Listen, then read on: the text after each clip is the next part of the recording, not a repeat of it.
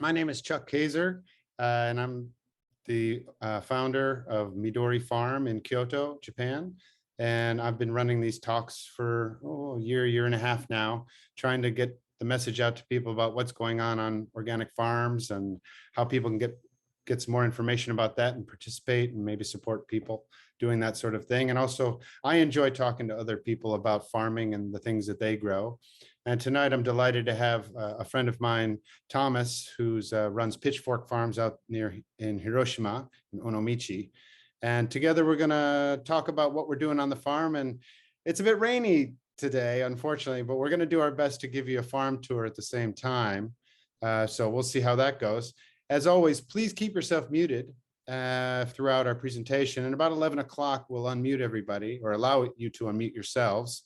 If you have questions or things you'd like to talk about, please do. Until then, please feel free to put anything in the chat so that we can make sure we get to it after we open it up for questions. And we'll keep an eye on that. As for me, I come from the States. I'm from right outside of Chicago. I've been in Japan for, more than 22 years now. And I've been farming for about 12 years. I started Midori Farm in 2017 formally, even though I started farming before that. You see, I never studied about agriculture. I never went to a farm to volunteer or even tried some things in a pot before. I threw some seeds in the soil up in the mountains and tried my best to grow some tomatoes and peppers. And I was hooked soon after that. And now I just can't get enough of it. I've slid around my English teaching jobs until I canceled them altogether to do farming full time. It's a really great way to live, to be healthy, to be supporting your community and your environment, especially in a time of need like climate change and health problems all over the world. Again, why I like doing these podcasts, to let people know how your small local organic farmers are helping to do something to help those things along.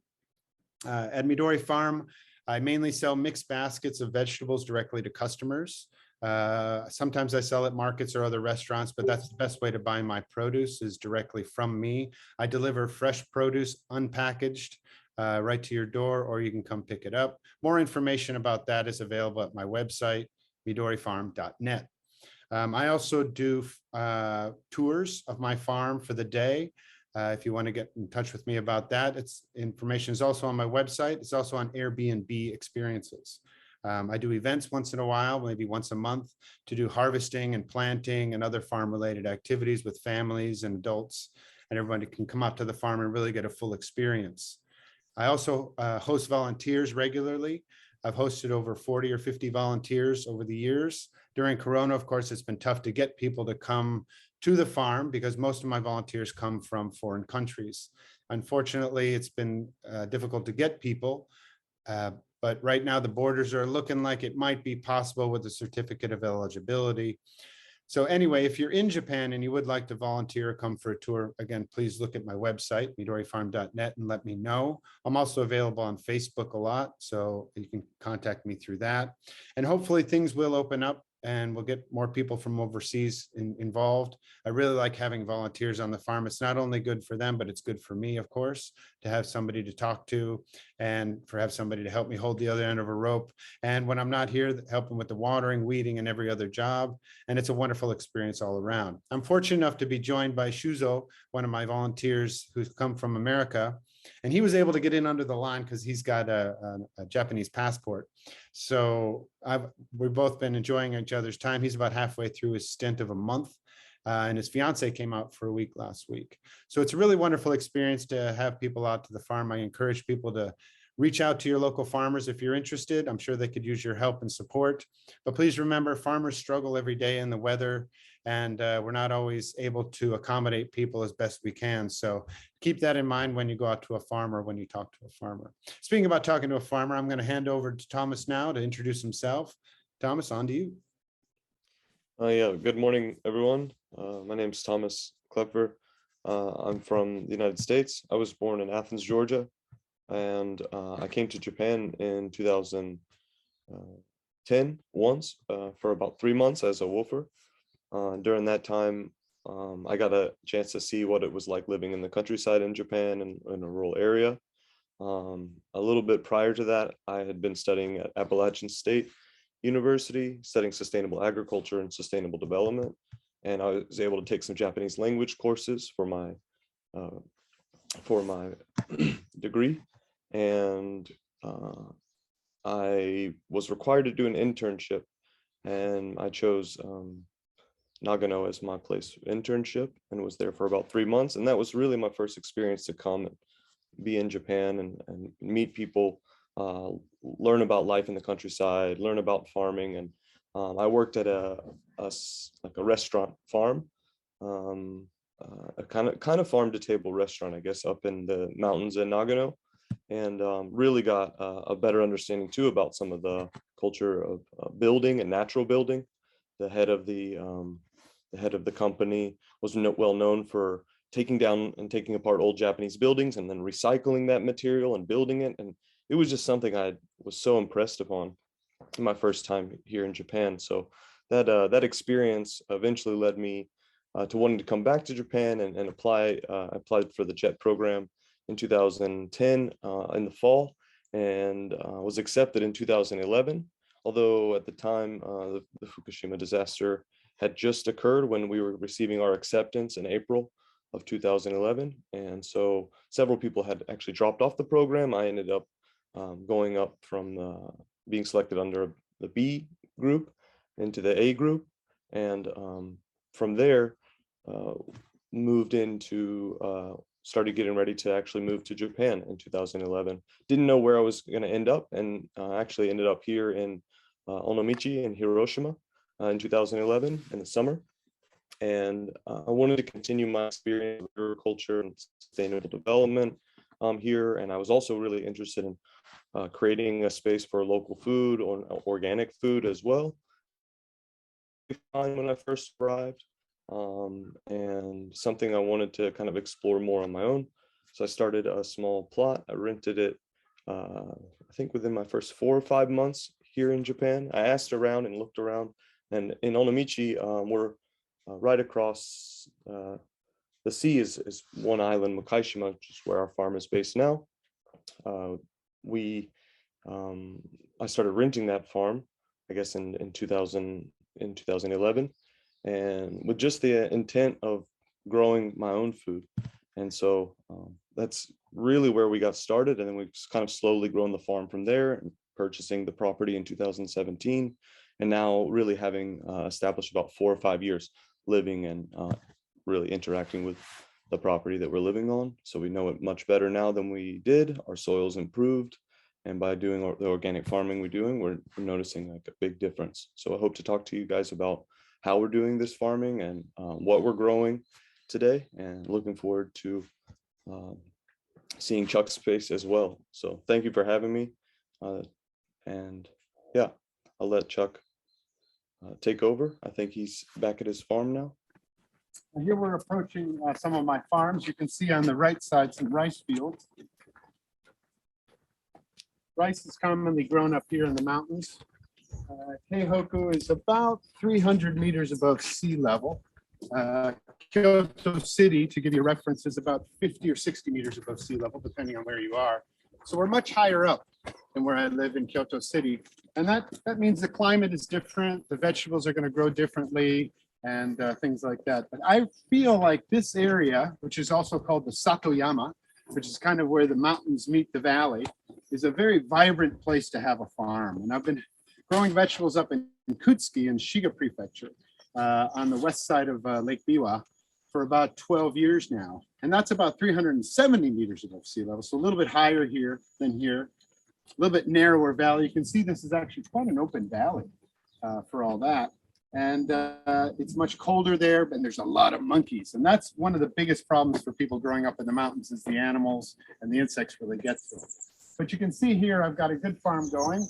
And one of the reasons I have this fence in place is to keep the animals out. In this area, we get mostly deer and small mammals like tanuki and things like that. So they're not as troublesome as the monkeys to keep out. Trust me on that. And we don't have any wild boar yet. So hopefully they won't find us. You can see that I have this fence running all the way around the entire field. And that's again to keep out the animals. And then you can see this black sheet that I've just put in with my volunteers. That's to keep the weeds down around the fence line. Weeds have to be cut. You can see the grass and the other weeds growing around most of the beds. I think that that's a good way to keep the farm in a natural state. It holds water and life and everything else. So I don't want to just cover it all with plastic as some people do. But I do cover my beds with plastic these days, and that's to keep the weeds down and the water in. So it's kind of a double duty. But the weeds around the fence line are always really troublesome to cut. So I like to put in this plastic underneath the fence line so that I don't have to get my weed whacker all caught up in the net all the time. So what you can see here growing is starting at the left here, this first line, these are soybeans. There's Kurodaizu soybeans.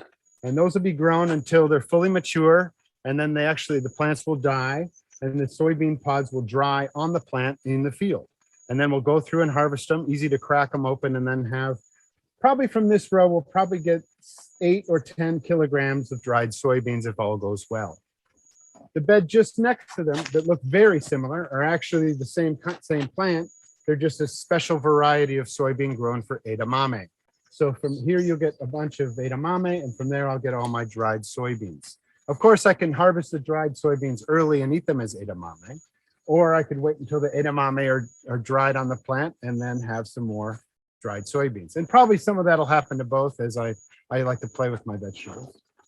The next row you'll see is bush beans. Now, beans usually come in 2 varieties, bush beans and pole beans, or they're also called runner beans.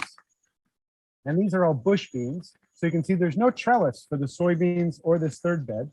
And this is a mixed variety. I have some dragon's tongue beans. I've got some purple beans, some golden beans, and I'm going to be adding to that more and more different varieties to get all the way to the end. These are about 25 or 26 meter beds. This next row you can see here, these of course have the net and the trellis over them. Those are the pole beans or the runner beans. And at the front we have some golden green beans. And then we've got some yin yang beans, which I'm really excited about. And we're just set to put in some kidney beans, some snake beans, and a few other pole bean varieties. And we're going to fill that bed all the way out probably in the next week or so. And finally, if you step all the way over here, you can see I've got my sweet potato field. And there's a bed and a half of those. I'm going to get probably about 100 kilograms of sweet potatoes out of here. I've got 3 varieties. I've got Naruto Kintoki, I've got Purple Sweet Silk Road, and I've got the Annoimo. Those are the three varieties that I really like. And I've gotten my seedlings, or my babies, my nai, from my good friend Damien Hohaya at Tiki Farms in Ohara, Kyoto, Japan. He's a great farmer as well. I hope that you can check his place out at some point. He's a wonderful guy from New Zealand. If you take a look off to your right, you see the mountains kind of climb up there. Some well manicured landscaping. And if you see the radio tower up there, right around there, there's a temple. And that temple is where the water comes off the mountain in the spring, and then it's managed to along these channels that run along these roadsides to the rice farms and other vegetable farms. And this is the water runs down to a certain location next to a rice field, or my farm as it would happen to be, just coming up here. And then what the farmer does is puts a stopper in there. And I'll show you right here. I've got everything ready for it.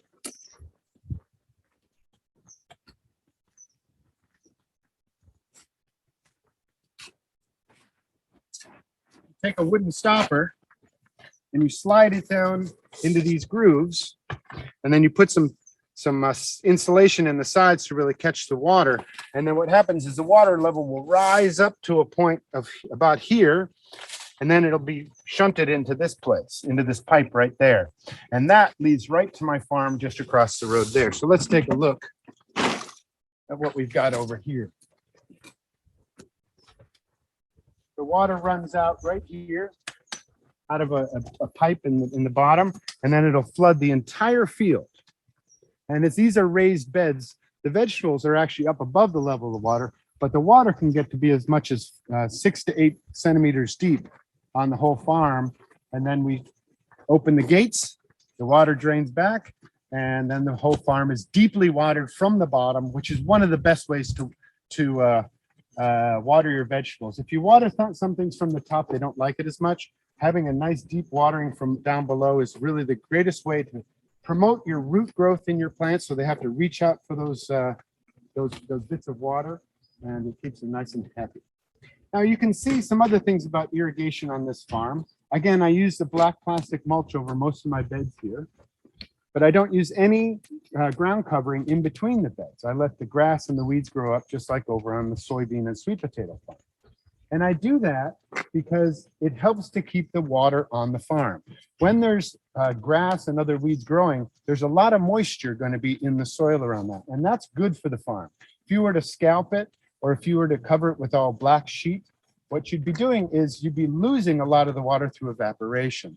Whereas when you have a lot of green stuff around, that really keeps the water in the soil. It also keeps the things like the worms and the bacteria in the soil that are really helpful for the farm really active and alive. So it's a really great habitat to have on your farm. However, of course, you have to go through with a grass cutter every week or two to take care of the grass. Fortunately, I did that already last week. So now let's take a look at some of these vegetables up close.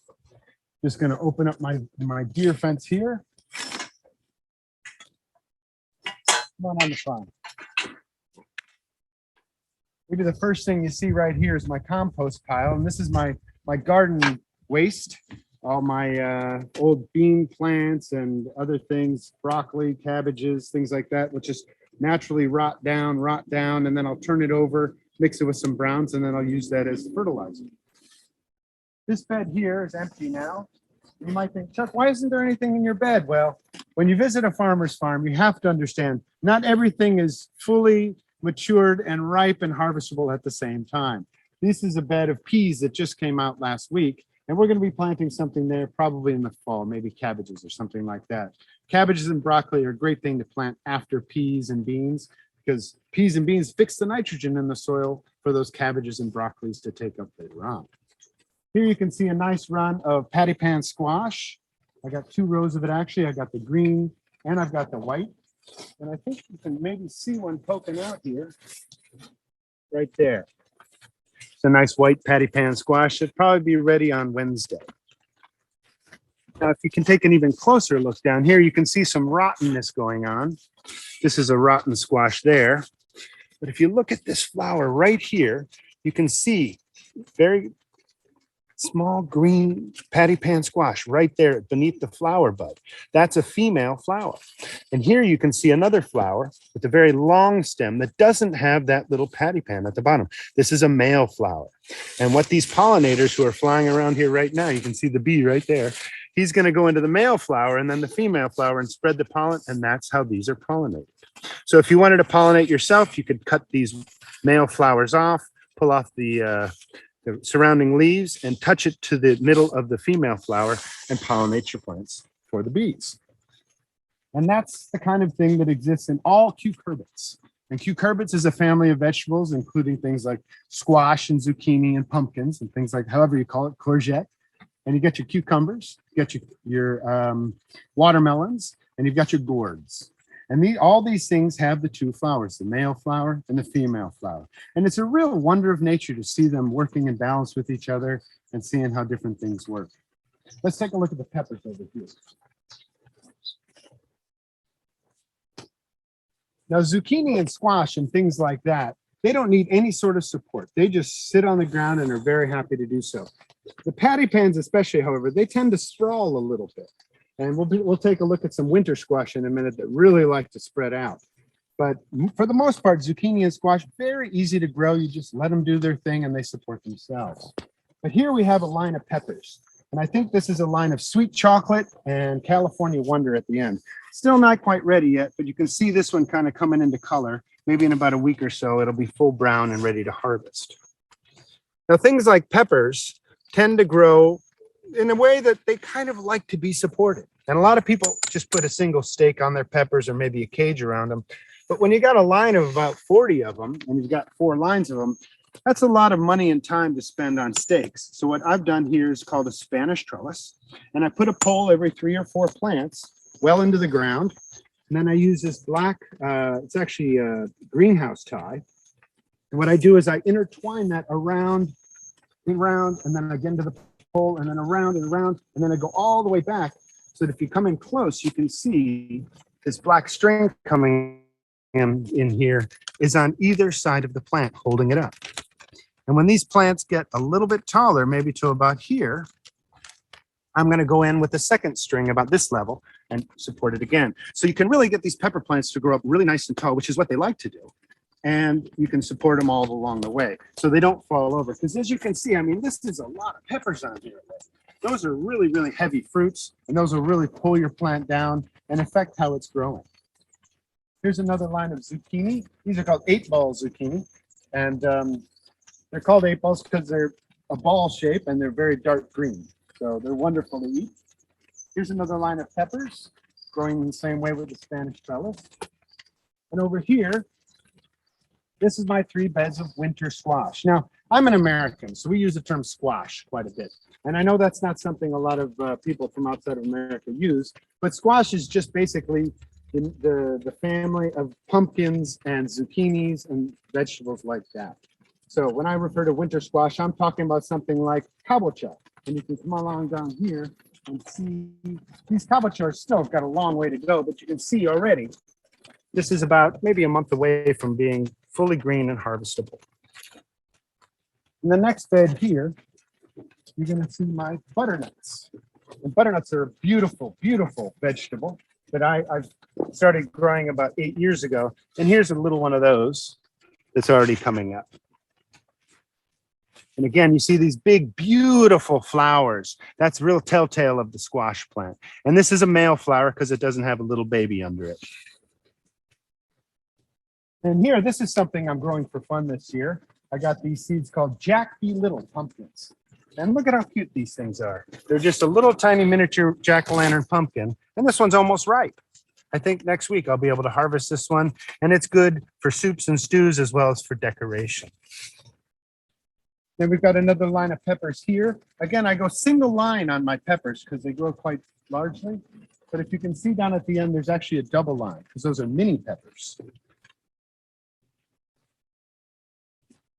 Over here, I've got an empty bed. We just harvested out a bunch of sweet peas. But we've got some red shiso, which is called perilla in English. And I've got a sunflower coming up in the middle of volunteer. And so I'm going to keep those. And we're going to prep this bed and the first bed probably next week. Now, you may not recognize this plant, and most people don't even when it's full size, but these are okra plants. And these will grow up to be about 2 meters tall and really produce and really spread out quite a bit. So in about a month, there'll be massive plants. And these are an orange or a red variety of okra. And over on this bed here, you can see an orange variety. Again, the fruits aren't coming out yet, but they are spectacular.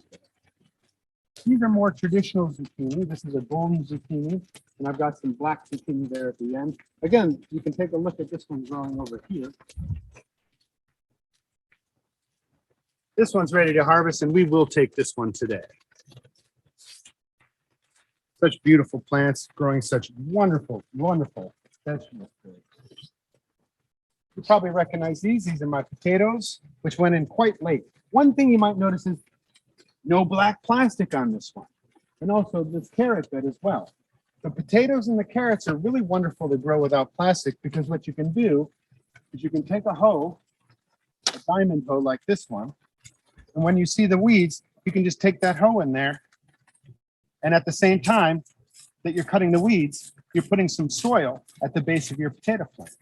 And what that's going to do is allow your potatoes to grow a few more potatoes there and be quite happy, as well as you don't have to use black plastic. So this is a real sustainable way to grow potatoes and carrots, just using the hoe like that. And of course, if a weed does get too long, you can always just pull it out. So I love growing potatoes and carrots without that black plastic because let's face it, nobody really wants to use black plastic if they don't have to. And in the end here, like I said, these carrots growing up big and healthy and strong. And you can see I've already mounded quite a bit of soil around the bottom of them. So they're about ready. This one actually looks pretty much ready to go. Let's have a look.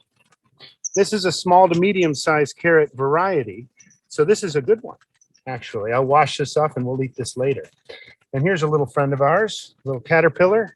Actually, caterpillars really aren't a friend of farmers, but I know for a fact that these leaves are not very delicious to most things.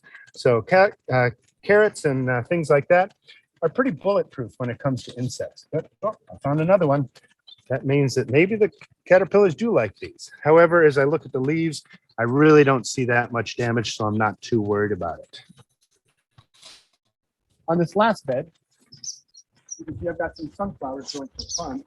I really like the idea of having sunflowers on the field. They really brighten up the place as well as draw in pollinators, and they appreciate the local people really appreciate the beauty of it. So it's nice to have something decorative on the farm as well, both for myself and for the community. So that's pretty much all I have to talk about today. As I said, the weeds growing around the farm help keep the oh, it's got an injured bird back here. I wonder what happened to him. Hey, what's wrong, buddy? What's wrong? Oh, did you get injured? Oh, did you fall out of a nest or something? You're quite young. You still got some baby feathers there. Let's see. Let's let you go. Hopefully your mommy will come along and help you out. Well, that's pretty much all I have for the farm tour today. I was happy to be joined by my little guest. Again, if you have any questions, please keep them to the end, and I'm happy to answer them. Or you can put them in the chat to make sure we talk about them at the end. Okay, I'm going to turn over to Thomas here. So, Thomas, are you ready to go? Currently, yeah, we're at our, this is our main farm. It's kind of a farm homestead. We grow a lot of different vegetables in this part of the farm, especially here in the beginning.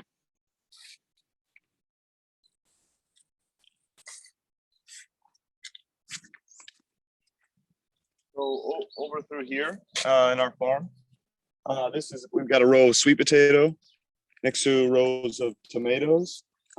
Just below the tomatoes, we've got a lot of basil coming out, so we like to do companion planting. And to the side of that, we're really working to create, I guess, a lot of different plants growing, so more biodiversity in and around the farm. So we like to grow a lot of plants and fruits and have fruit trees growing along the edges. Especially, you can see like fennel. These yellow flowers are yarrow. These citrus trees here are sea coasa. So we like to create and use a lot of the edge space. And below that space, we have a lot of other plants growing, like sweet potatoes, musina, and kabu as well.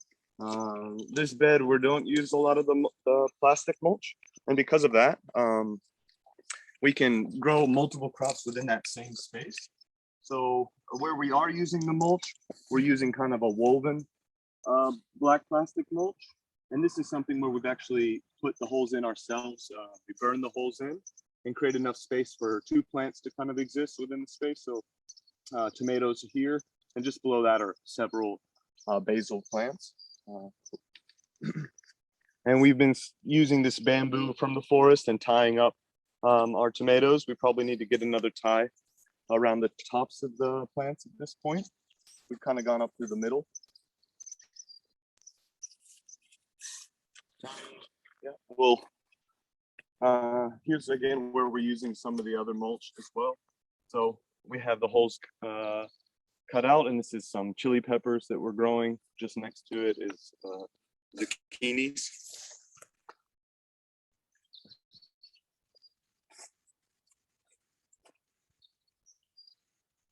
And through here, this is a greenhouse that we had built when we originally came to the farm. And we're getting ready to probably put plastic up around the center again, because we've got some tomatoes growing right in the center.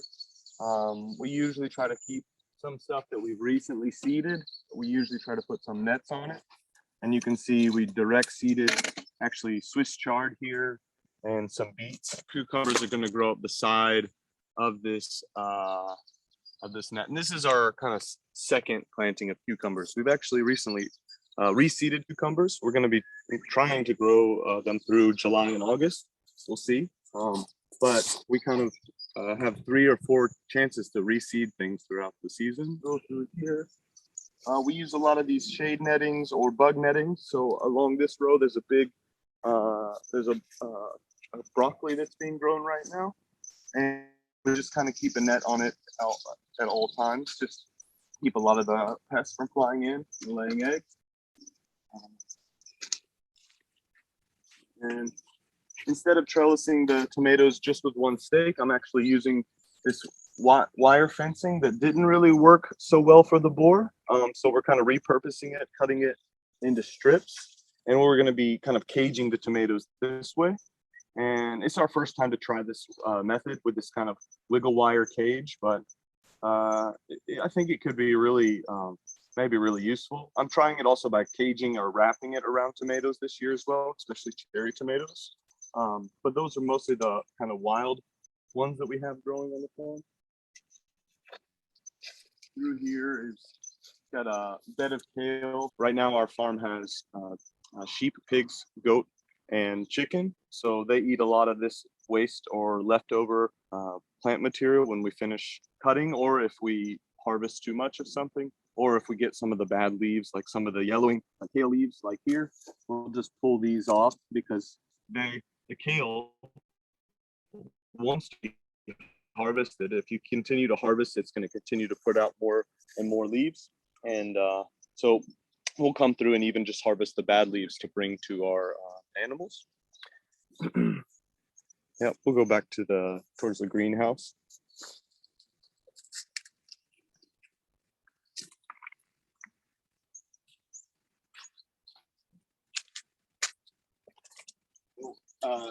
Our house, which is a pretty integral part of like why we're farming and why we're here. Maybe I mentioned I rented this place in 2011. Sorry about that. I rented this place in 2011, and the property itself was a citrus storage shed.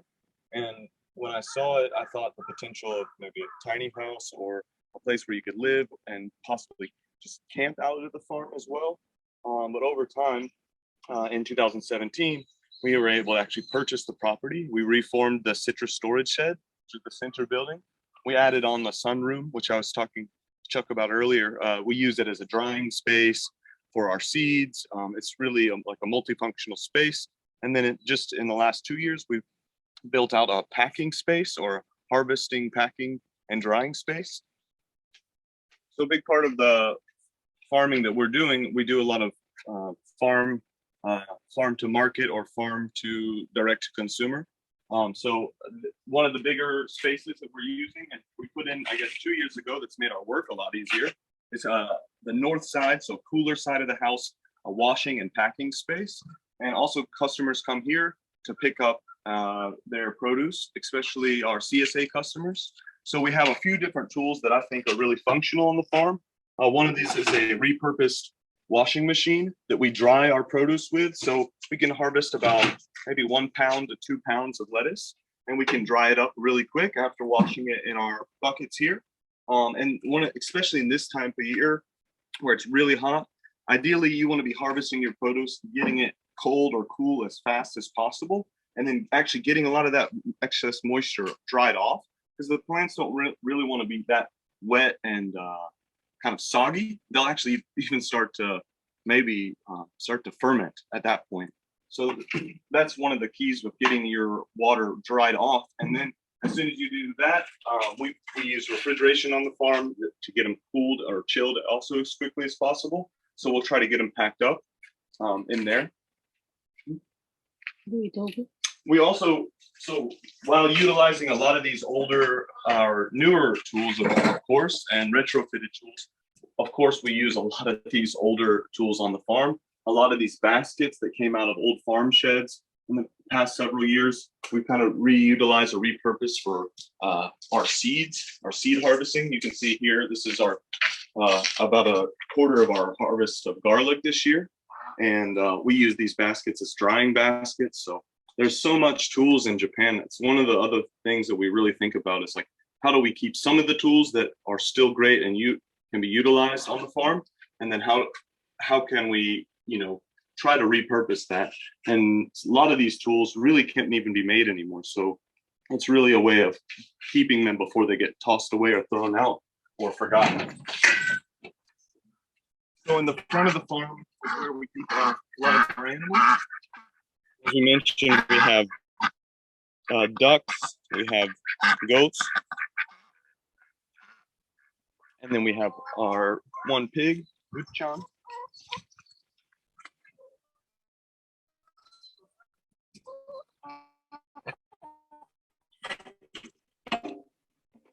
So she's been on the farm for about a year and a half now. You get up close to it though.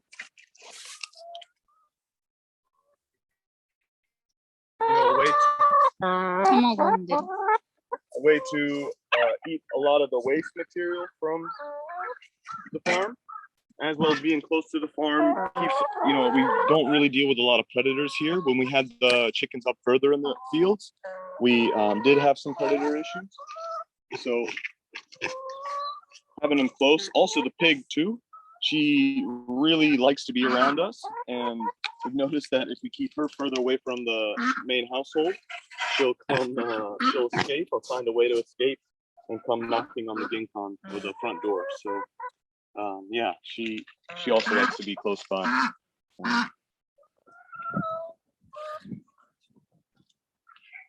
So really hot the last week, and produce can't still do well. We still have places that we can get a lot of these beans, and actually, as I mentioned, the later cucumber plants are coming out. So we're really kind of gearing up for that fall, even winter harvest now. It's kind of hard to believe, but being halfway through the year, we've already got our cabbages seeded and these kind of things to kind of get a jump on the season. Thanks, Thomas. Looks like the rain held off for you just like it held off for me. That was lucky.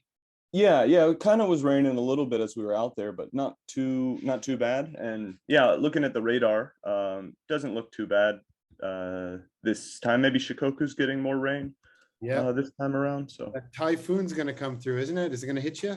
I guess so. We'll get some wind tomorrow, which is, you know, it's got me wanting to stake out the rest of the eggplants, tomatoes and stuff just before any kind of major wind comes through.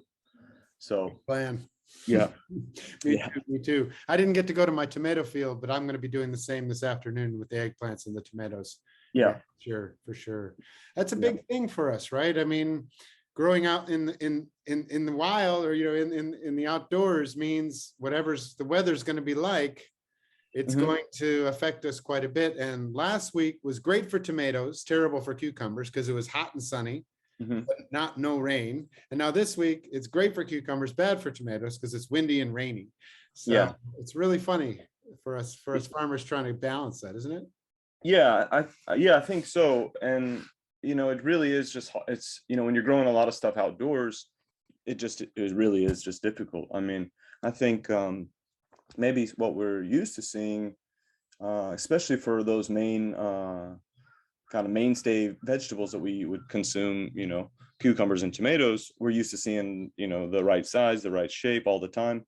But growing outside, it's a completely different, you know, crop, and dealing with different, jumps in temperature. I think, and really not having a steady set of temperature. But I don't know, Japan, sometimes it seems like maybe it's not as harsh as some other places in the world too. I think that's another thing we kind of get lucky with. Oh, it's a great temperate climate here. I mean, having 4 distinctive seasons where I'm growing, I don't think you get a real harsh winter, do you? In this area in Hiroshima, we don't.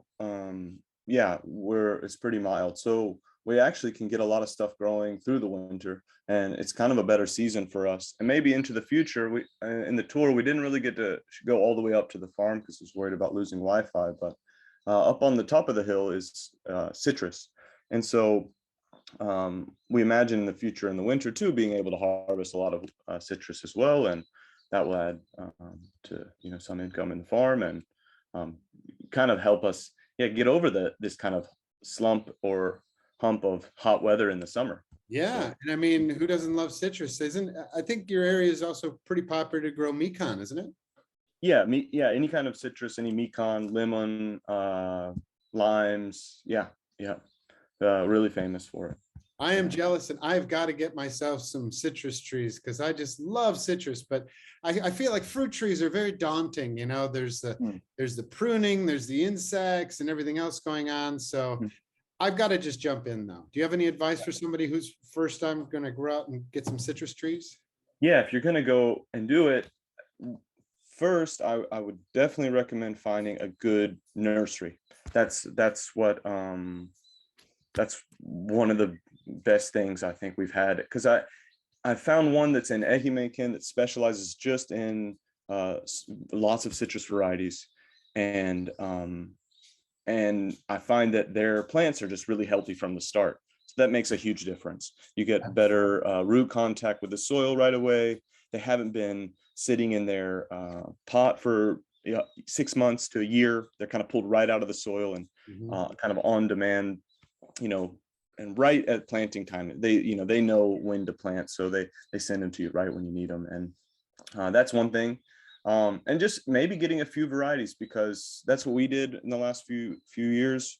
We planted a lot, but we also planted several varieties of several different species, because we still need to learn, well, what's going to really be successful here, what's going to grow well here, and we still don't know. I mean, some of this is the changing climate. We don't know how that's going to affect the plants, and some of this is also too this environment and how it changes. That could affect, and I know bugs and there can be some other issues, but I think jumping right in is one way to start. That's great, Thomas. Do you think in the chat you can write down the name or the website of that nursery for us? Yeah, I can do that. I'm sure there's a lot of people who'd be interested in that, myself included. Yeah. And I mean, you said it. I mean, when you get a good transplant, whether it's a citrus tree or a tomato, and you put that in the ground, you are leaps and bounds ahead of the people who've got some pot bound, leggy seedling that's just been eaten by aphids or is struggling for life. I mean, you hit the ground running and you're way ahead of the game. Right.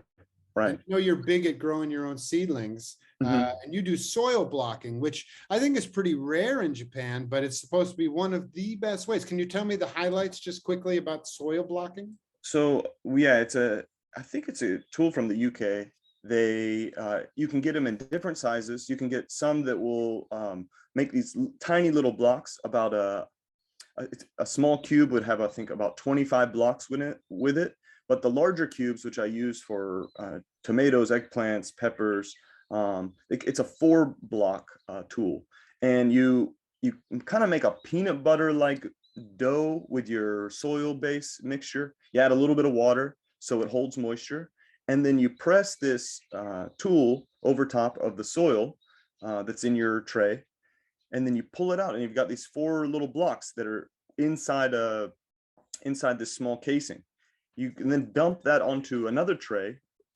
And Elliot Coleman, I think in his book, The New Organic Grower, recommends using some wooden trays. So you're already cutting your amount of plastic down potentially by using these. And then you end up with a better transplant, because there's actually no casing around the outside of the transplant block. The soil is holding itself in place. And so when the roots grow out, they grow out to the side. And I can show you. I think I could walk around with my computer. Show you. I've got the block because I just made the. I think if people can see it, it would really be great. I can grab one. Because I've seen it, and I love them, and I think they're wonderful things, but they're very rare here. I don't know anybody else doing it. I think my family sent me the tool. This is the tool. This is it. Then you take your soil, the peanut butter mix in your tray, and you press down, and then you press this out onto your new tray. And we don't have the wooden trays like Elliot Coleman recommends. We often use the rice trays because they're pretty durable. They're harder plastic. They're good. You could use something like this, which is an old rice, like mulchy tray. You need to probably coat it with some kind of oil, just because it's going to be getting wet. But you could use something like this as well. There's so many of those, you can find in the countryside too. But this, you can see our transplants are here, and the soil block. These are some pea soil blocks. We can't really see them. There it is. That's my block. There it is. It's just a big block of soil. Yeah. And it's got the seed coming out right now. Right on. And those are peas, you say? Yeah, we've got several varieties of peas and beans that we're gonna try and grow this season. I mean, We're gonna something like peas and beans, they hate their roots being futzed with. So it's a really great way to just put it in the soil and not have to get the root shock or anything. right. And I think you also reduce the risk of the seeds or the beans getting eaten by bugs or birds, in the field as well. Yeah. You just give them kind of that, as you said, like that kind of extra jump, they hit the ground running, That's That's right. Can you put that into those cups with the beans in it? Yeah, I've been doing my own kind of version of this. Of course, you get the transplant trays that we saw, the big plastic ones with like 144 cells or 72 cells, and you put your tomatoes or your peppers or whatever in there, and then you take those out and transplant them into the number 3 pot or the number 5 pot with soil, and then you pull that out and put that in the ground, which works great for a lot of vegetable plants. But peas and beans just hate it when their roots are exposed and moved around and stuff. So it can be a real challenge. I mean, that coupled with the fact that our soil is full of compost and living soil. So the beetles that live in this area just love to lay their eggs in it in the fall. And then these little beetle grubs that you'll find in your soil are just everywhere. And they're called cutworms in English because they're basically a white grub with only 6 legs at the front. So it's not like a maggot. It's got like 6 insect legs, leg-like things at the front. And then these 2 little pinchers at the front. And they'll go around and they'll just cut any plant life they can find and then eat it. And so what we've been doing is planting in these white cups, these little drinking cups. They're paper cups. Yeah. And we put the seed in there. And is this a soybean? Not sure. I think it's a soybean or one of we've got so many beans. And what we do is then as soon as the thing starts to sprout, we cut a little hole in the bottom of it. You can see the little X there. And then as that grows up, what we do is then we tear the bottom off of this cup and then we put it with the sleeve into the soil like that. So that those cutworms come along at soil level or below. They can't go through that to get to my plant. So that protects all of my seeds. And I mean, you can get 100 of these for 100 yen, and then they break down. I put them in my compost pile or I'll burn them. So it's not a huge test on the environment, but it does get me what I want. Every single bean you saw in my soybean field was grown like that. I mean, thousands of these cups go in, and I never lose a single one to these cutworms. And the people before me were just amazed at that because they were losing so many. So soil blocking, I'm not sure if that would do the same thing, but it does give that plant the head start at least it needs, because once that stem is established, those cutworms can't get through it. Yeah. Well, yeah, I think, you, depending on the compost, right? I think you can get a lot of those worms. Yeah. So those grubs really. I go heavy with autumn leaves on my compost. I go. Yeah, I think that's where they're mostly you'll find them. Right. Love it. They love it. But I mean, it's such rich, good compost that I mix it with coffee grounds. There's 2 initiatives in Kyoto City. One, there's this wonderful old gentleman who started this initiative at Kamigamo Jinja, a really nice big shrine in Kyoto City, to collect all these fall leaves and compost them. And he allows me to go there when he's there and just haul away truckloads full. And then I compost them myself with another guy who I know in Kyoto City, goes around to all the cafes, gets all the coffee grounds, spent coffee grounds, and then we mix those together and just make top grade compost. But yeah, these beetle grubs are everywhere in that because it's the perfect environment for them. And we even find that the kabutomushi beetle grubs, which are this long and bigger around than my thumb, which can really eat a lot of your plants. So yeah, you gotta play it safe when you're using compost, I guess. Yeah, I guess because we don't use as much. Maybe in the forests are a little bit different too here. Like I don't notice some of those type of beetles on our farm as maybe you'd have in further north in the mountainside. Yeah, you get them everywhere. I mean, it's a different climate here, and plus you're on an island, so there'll be a limit to things that are kind of flying out to your island as well. Right. Yeah. Right. But you've got your own little ecosystem there, and I gotta say, I love the animals that you've got there. I didn't know that you had a pig. What kind of pig is that? I guess it's in Japanese, like mini kurobuta. So it's just a small, like a miniature or teacup pig. I mean, they'll get quite large, 3, 4, 5 years. Like this is only the first year, and she's 40, 50 kg, I would say. Right on. Yeah. So yeah, we've had her, and so I've been using her and moving her around the farm actually, and then she'll go through and kind of till up an area that's finished or eat some of the vegetation, because they eat a lot of grass and they kind of till up for us. Mhm. So in places where maybe it's a little overgrown or weedy, or I know there's some plant or vegetation that she likes, I'll put her there and let her kind of mow it or cut it down, till that area up. And then we can come back through and actually plant something in where she's been, or start a new compost pile there, or start composting there, because she also, she'll leave behind manure typically in one corner, one area of the pen that she's in. Mhm. And that's been really, I think it's been really helpful. We're starting to use some of the compost because it's been a year now. And yeah, I think we're noticing in areas where she's been that we're getting, really good results, like pumpkins, tomatoes looking really healthy through there. So Yeah, and I know that pigs are great at sniffing out those grubs. It's one of their favorite foods. yeah, So yeah, I'm so if you sheep have free. an area or maybe even a field with them, you could probably put in one of these mini pigs for, half a season, quarter season, or through the winter, and then let her, work through. I think that's your new business model, Thomas. Yeah. You're going to have to start renting out your pig. Yeah, yeah. I think if we did that though, one of the issues that we face is, just as I mentioned, she can escape. She's strong. She's as strong as the wild boars are. And she knows where the good food is, or she knows who has the good food at this point. So every time she does escape, if we do have her up in like a temporary fencing up on the top of the farm, she'll run right back down to the genkan, and she'll come like hoofing and snorting on the front doorstep, saying, Give her a little doorbell at her level. yeah, she would probably be able to figure that out. Yeah, Little piggy door. Yeah. yeah. I mean, she's smart. She knows. Well, I could go on and on with questions, but it's 11 o'clock and I said I would open it up to other people. So if people have questions that aren't in the chat, I'm going to have a look there now. You can unmute yourself and ask it. But I'm going to address Solveig's question if she's still on. Thomas, she's asking, should I cover my tomatoes so they don't get too much water and split?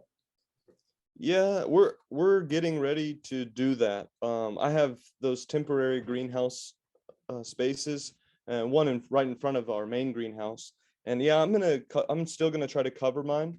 But again, with this year and this kind of rainy season, we're not getting that heavy of rain. And yeah, you might get some split tomatoes, but maybe not. I mean, if it continues to get hot again and stop raining, maybe it's not all that necessary. Maybe they've made it through the worst of the rainy season now. So the biggest thing is just keeping them staked and keeping their keeping them kind of cut back a little bit if you can. Mhm. Okay, so I'm unmuted. Yay, my voice is heard. Mm. When it comes to cutting back,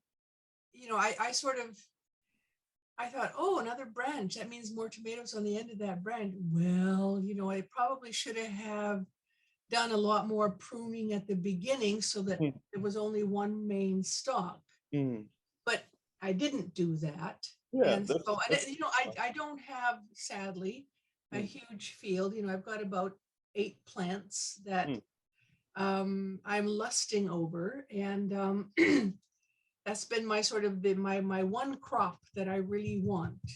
I've learned a lot in this one about zucchinis and how to fertilize and stuff, but those tomatoes, it's raining here now. I'm in Kyoto. It's raining here now, and if this typhoon's going to come through, I'm looking at those tomatoes and I'm thinking, and I don't have a blue tarp. I mean, do I have to go that route, or should I? Well, Solveig, what kind of tomatoes are you growing, first of all? Yeah. Well, there's one, I've got about 3 varieties. They're all sort of small tomatoes. They're not beefsteak. One row of 4 that I saved the seeds from some really delicious tomatoes I had last year. You know, okay, so they're probably about the size of, you know, a big golf ball. No, Well, that's to your advantage. It's the larger tomatoes that are usually more subject to water damage and splitting, just because they're ripening on the vine for so much longer, and they're going to hold much more water. I'm not saying that a cover wouldn't help you, but I would not go the blue sheet route. You can buy the clear plastic, and that way the sun comes through. And with the typhoon coming, that's going to affect me as well. You definitely don't want to put out something like that that's just going to be ripped up anyway and may damage the plants in the process. So how's your drainage around the tomatoes? Is it pretty good? Well, you know, the soil to begin with, you know, and I just didn't have the time or the money or the you know, or the backbone to really mulch that soil. It's not the greatest. I don't know what, I have no analysis of it. I would love to be able to at some point show you pictures of it and say, you know, what do I do for, you know, the fall season and how do I prep it more? Because I don't think the soil's that great. It seems to drain okay. There's not a lot of mulch in it.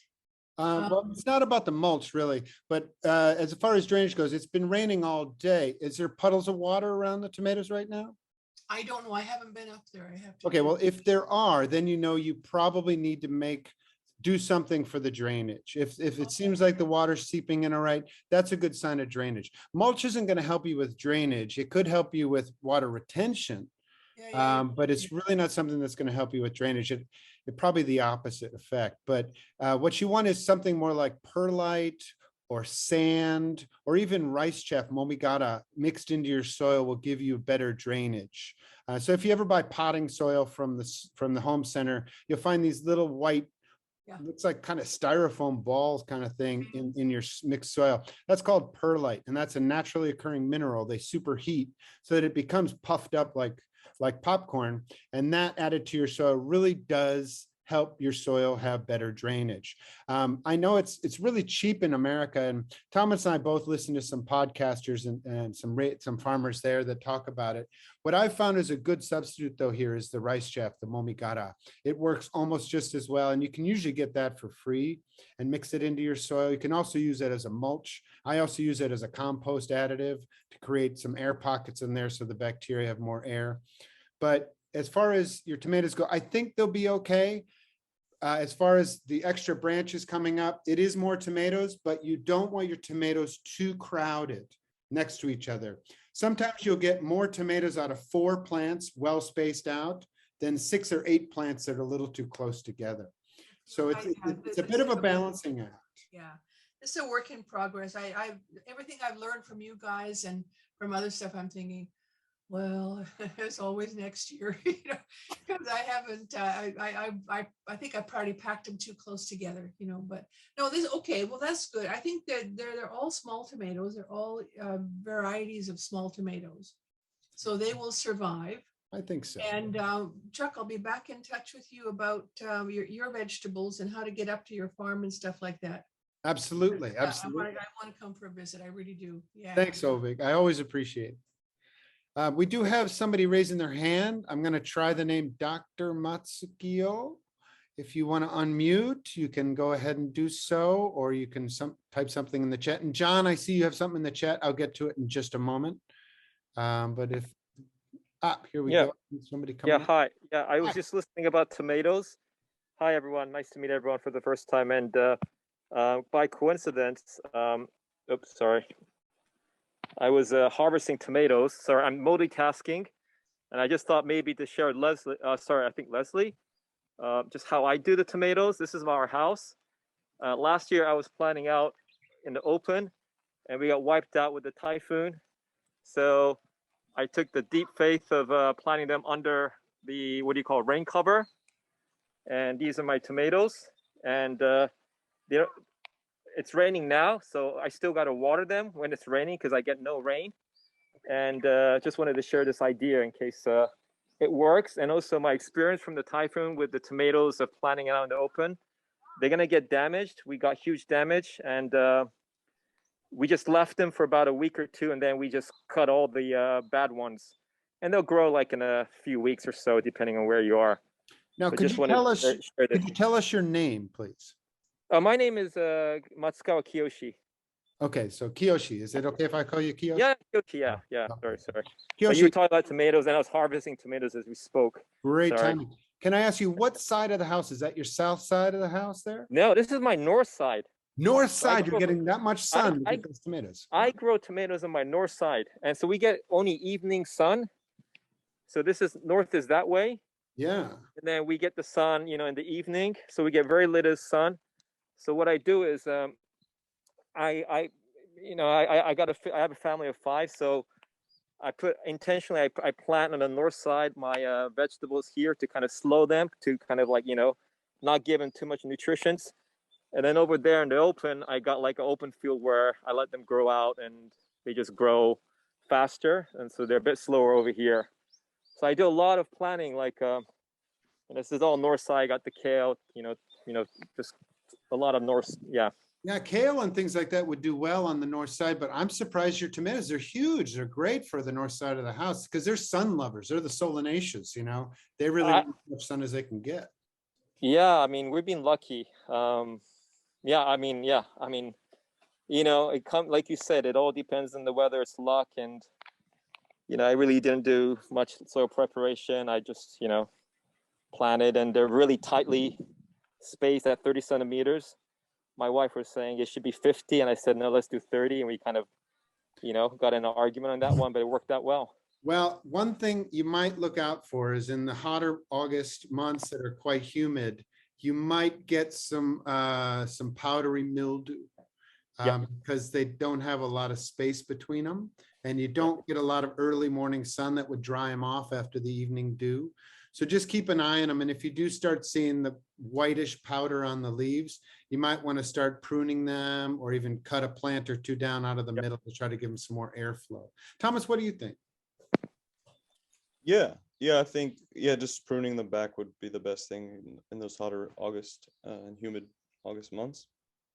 So yeah, that would be, and September as well can also be kind of hot and humid. So yeah, but yeah, they look great. Right? I'm surprised. Sorry to have jumped in because I was literally harvesting the tomatoes. Sorry. So sorry to be multitasking. No problem. Thank you, Kiyoshi.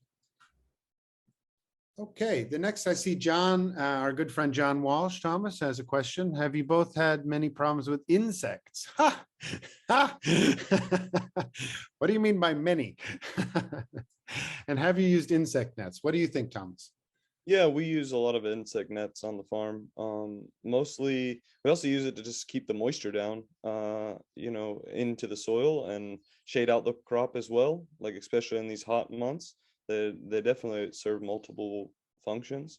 And we do use them for some crops, and then some crops, we maybe it goes back to what we said about transplants. Is trying to get the best crop in the field, so you don't have to do as much netting. But this time of year, brassicas, and baby leaf and these kind of smaller greens really suffer from certain types of stink bugs, and so yeah, it's I think they can be really important to have. And in our case with our farm, a lot of our nets came off of older farms, people who were quitting, and these weren't really the polyester type. These seem to be more like a flax or like a hemp fabric. Nice. More natural fabrics. So they've lasted we've had them for 5 years, and we have some that have lasted years and years. And I've picked up a few different type of larger insect nettings, ones that would grow over greenhouses for practically free for the a few years ago, and use that to cover most of my beds. So that's been really great. So yeah, we use a lot of that on the farm when we can. Do you have any issues with aphids, Thomas? Yeah, I guess there different types of aphids are all over the farm, but nothing this year in any crop particularly. Honestly, not really. Nothing that really affected the growth. I noticed them on the seed heads of kale. or on a lot of the plants that we just let go wild or go to seed or exist up on our like edges of our fields, like the goldenrod. I think in Japanese, Seitaka awadachi so. I noticed like this red aphid just kind of covering the whole entire head. So by having a lot of different plants and vegetation on the farm, like those aphids maybe are attracted to some other crops at certain times. So they're not really that big of a deal. Maybe the biggest issue in terms of insects we deal with is slugs, and we have this kind of like a spider mite. It sometimes comes up on lettuces, but the spider mite actually has no issues. Even if it's consumed by humans, it actually doesn't do anything. It's just more of a looks than it is, and it doesn't affect the crop itself. It doesn't make it turn bitter or change the way they just kind of live in that space, maybe eat other things around it. But the other one, yeah, slugs might be the other issue or insect that we might deal with. And How do you manage slugs? we do have the ducks, and they do walk around the farm occasionally, but because this year isn't as hot, rainy, or humid, we have a lot less slugs. So that's, it seems to be somewhat seasonal. And maybe in some cases where we've had more slugs, that's where we've used that woven mulch. So that could also be an issue, is that they live underneath that sometimes, so maybe not using it in certain areas. Yeah. Have you ever tried slug bait? I haven't really tried. I know that some people say you can put like a can of beer out or something like that, but I don't think that really works. Yeah, I end up going back out and drinking it myself usually. But I've tried it, but the slug baits seem to be pretty effective, but they're hard to get here. I had to order it from the States. Okay. But it's pretty good. But I think what you're doing there, Thomas, is something that I'm tending towards myself, though not doing it as well as you, is I believe that trying to preserve a natural environment on your farm or garden, wherever you're growing your plants, is key to the big picture of solving any issue that's going to come along. Because when you try to do too much controlling of something, that's when you're allowing one particular thing or animal or insect or plant or disease to vector quite readily, because suddenly all of its competition is gone, or suddenly all its predators are gone. So using insect netting is a great idea, but remember, you're going to limit the number of, for example, beneficial wasps that might be able to get in and control your caterpillars or things like that. So it's really important not to spray harmful chemicals. For example, I get lots of aphids. I've always gotten lots of aphids, probably because I'm not the best farmer in the world, but also it's just a very wet area and there's a lot of rice fields around. So I try to use neem oil, or I just got this wood vinegar spray that's also really good. But insect nets don't really work around them because the aphids are just too small. But when I leave them open, that's when the ladybugs move in. And this year, both my volunteer and I have been so pleased to see just dozens of the baby, the larval form of the ladybug, which don't look anything like a ladybug, but are just tigers against these aphids. They eat so many of these things that they've really controlled them for us. And we're so happy to see that balance. It feels right to keep the natural balance rather than to try to spray something or put something up or limit something else. Keep it open. And like you say, Thomas, grow a wide variety of things.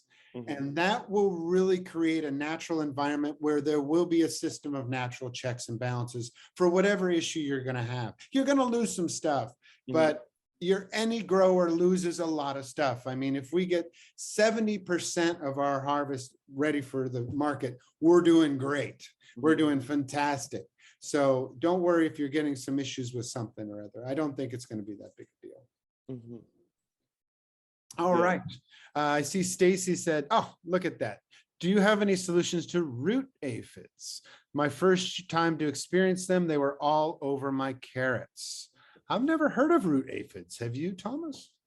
I haven't had any root aphids with carrots. I don't think I've had any issues before. Stacy, if you're able to unmute and talk to us more about that, we'd be happy to hear more about this. Hi, yeah. So it's actually my first year to have a garden at all. I've done some like container gardening before, but I was growing carrots and I pulled one up just to check to see how large they were. And there was these little bugs that were just looked like aphids, but they were just below the soil. So I looked it up online and it said they're called root aphids. So I had to pull up all my carrots because I didn't want it to spread to any of the other vegetables nearby. But I haven't figured out a solution because there's no point in netting it because like you said, aphids are small and then I don't even know if it'll work for something below the soil.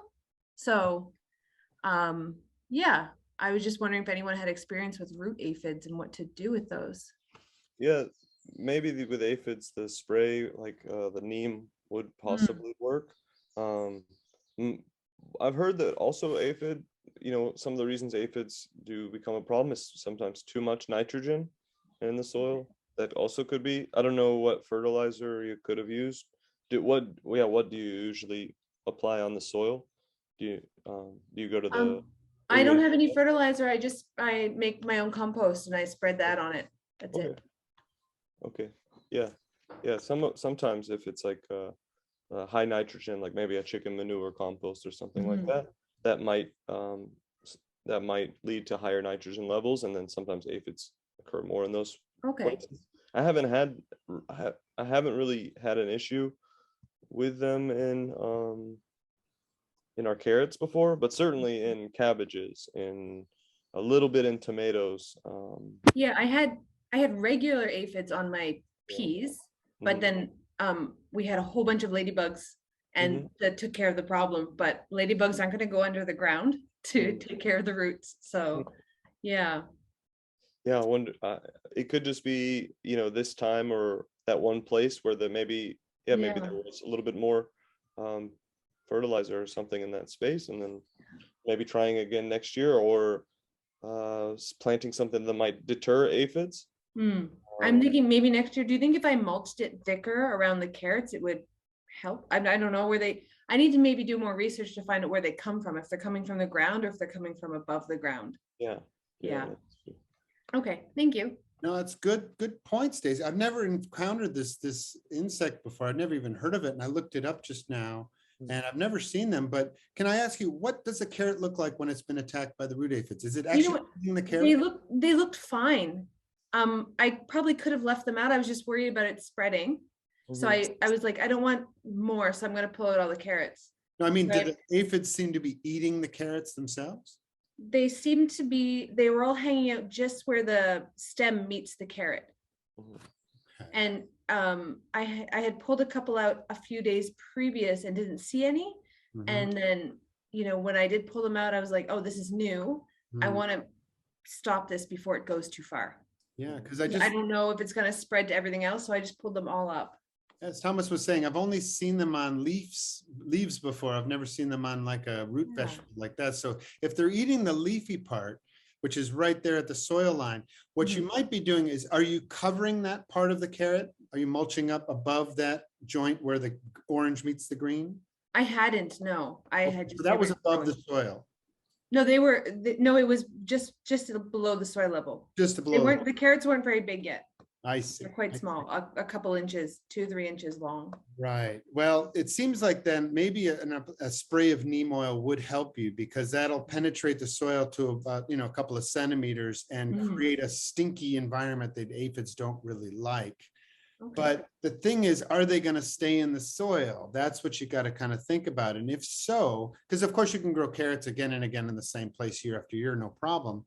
But if you solarize your soil, have you ever heard of that, Stacy? No, I haven't. Solarizing is where you wet your bed until it's completely saturated with water, cover it with some clear plastic, thick clear plastic like greenhouse plastic, and you bury the edges. And you do it about maybe end of July for about 2 months, a month or 2 months. And what that's going to do is that sun is going to hit that, and it's going to superheat that bed for the first 10 centimeters. And it's going to eradicate all disease and all weed seeds and all insect life that's in that top 10 centimeters. And don't worry about your earthworms or your composting bacteria. they'll just go down and stay in the lower soil and be just fine. And then when you take that off in the fall, then your vegetable, you're basically a sterile bed. So you can just directly plant into that, not worrying about any weed seeds or any insect issues. When I was talking about cutworms before, the little baby beetles, when they get too bad, that's what we do is we solarize that soil and that eliminates them, that kills them. So that might be another thing you go to. It's a bit extreme, but sometimes extreme measures call for, or extreme problems call for extreme measures. So that could be something else you do. But I'd say research some more and let us know what you do, because that's a new problem I've never heard of. And I'd love to hear what happens with that. Okay, thank you. Hopefully you never have to hear about it again. Good luck with it. Good luck. Thank you so much. You're right on. Let's see. Kiyoshi said, we put an insect net over all the carrots from the beginning. That helps us. Okay, there you go. I've never thought about it because the leaves of the carrot, they really don't draw any pests for me. So I've never thought about covering them up. But yeah, if you're having an issue, I think at the beginning that might work. Yeah, it's a good idea, Kiyoshi. Right on. Well, I don't see anything else in the chat. If anybody else has anything else to say, we've got about 5 minutes left.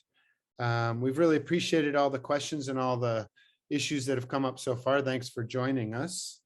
I know that Thomas and I are both big fans of Farmer to Farmer by Chris Blanchard in the States. And that kind of inspired me to do something like this with Thomas. So if you are interested in, if you're a new grower or even an old grower, and you just like to listen to some farmers talk about how they're growing stuff, what they're growing, how they're selling it, what issues they have, and all this other thing, I highly recommend this podcast by Chris Blanchard called Farmer to Farmer. There's like 200 episodes, each over an hour long, and it is gold. It is solid gold information for everybody growing anything all over the world. Just tips and tricks and problems and everything else. Really inspiring, really wonderful stuff. Personally, I also listen to You Bet Your Garden with Mike McGrath out of Pittsburgh. He's hilarious. He's a wonderful genius when it comes to growing stuff. And he's just a real joy to listen to his stuff. It's mostly just a radio call-in show. And it's mostly people with, gardening questions rather than farm questions. But still, he talks about tomatoes. He talks about radishes. He talks about all the vegetables that I grow, as well as lawns and trees and things like that. So that's another good resource. Thomas, could you recommend anything else people might listen to? Yeah, the farm that, and the farm style that we're mostly doing on our market gardening is no-till. So we don't use a rototiller in the bottom beds. We just use a pitchfork or a broad fork to kind of add air to the soil. And then, and so there's a guy, Farmer Jesse, with No-Till Growers podcast is the one we look at. And they've got a lot of YouTube stuff up as well, especially for, the gardening or market gardening we're doing, especially the tools that we're using, like the direct seeder and paper pot. A lot of those things came from those videos. So yeah, that's been really helpful for us. And there's a lot of great information about no-till out there. Okay, cool. That's great. Well, we're going to wrap it up then. Thomas, before you log off, and it can be after we say goodbye, it's okay. Would you please put in the information I asked for before about your nursery, as well as, I just put in Farmer Jesse for No-Till Farming podcast, but if you have more information about that, that would be great. I'll also put in the Farmer to Farmer as well as You Bet Your Garden info there. So people watching this on YouTube, thanks for watching, and please like and subscribe. I really appreciate it. And we'll have all these notes in the description page of the podcast on my YouTube channel, Midori Farm. So please catch that. And if there's nothing else, I'd like to talk a little bit about an SOS green screening project I have going on later this year. We're gathering people all around Japan who are doing sustainable initiatives to try to get them to create a short 5 to 7 minute video. And then we're going to have a screening of it in Kyoto. So it can be remote or actually attended in person. We're going to have a Zoom event in probably late October, early November. to show all these films of these people doing wonderful things for the environment, for sustainability, to give them a chance to get some more, some more press, more people to get on board and see what they're doing, both so they can participate and support, but also maybe be inspired to do something themselves. So that's something to look forward to later in the year, as well as these podcasts that I do. I'm not sure when I'm going to do the next Midori Farm Talk, but just next week on Sunday, I'm going to be joined again by my good friend Jon Walsh, and we're going to do our fantastic farming number 4, talking about how to support and grow with your farmers. What are farmers doing to diversify, to make ends meet, as well as to adapt to the climate change and bring farming and organic growing into other people's lives as well. So that should be a great episode. That'll be 10 to 11:30 on Sunday, which I believe is, what is it, the 9th? I think that's right. So if there's nothing else, it's 11:30 just about. Thomas, I really want to say thanks again for giving of your time, and to your wife as well for filming and adding her 2 cents when she could. All your animals are beautiful. Do you have any last words for us? Yeah, thanks for joining, and thanks, Chuck, for having me on the show. Yeah, I'm glad we could check in and meet up. I cannot find this plant shop. So I'm gonna, maybe if you want to get in touch with me, I can send out my website. You can probably find it on the event page, but pitchforkfarms.jp, and you can send me an email or message about how to get in touch with this nursery, and I will make sure to do that. So right on. That's super. Great way to finish. Thanks everybody for joining. Real quick, Sunday the 10th, not the 9th. Is it the 10th? Oh, you're right. I was thinking Saturday, Sunday the 10th. Thanks, Solveig. Okay. Okay, everyone. Thanks, you guys. It was wonderful. I always enjoy this stuff. Thanks Thank you. Yeah. Okay, goodbye, everyone. Have a nice day. Bye. Hope it's rainy or sunny, however you like it. And keep growing. Thank Thanks. you. Bye. See ya.